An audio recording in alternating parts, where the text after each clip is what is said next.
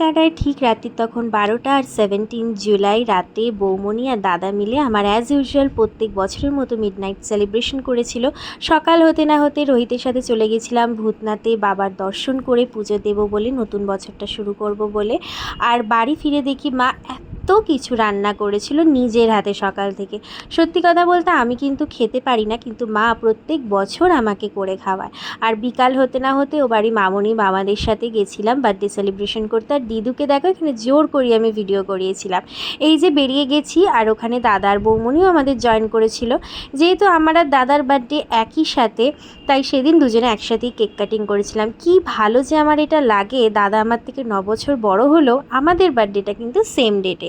তারপরে কেক কাটিংয়ের পর সবাই মিলে নিজেদের মনের মতো করে খাওয়া দাওয়া করে দিনটা বেশ ভালো করে কাটালাম। আর এত গিফট কিন্তু আমি কালেকশন করেছিলাম আমার 25th বার্থডেতে। বড় ব্লগটা চ্যানেলে আপলোডেড, প্লিজ গিয়ে দেখে নিও।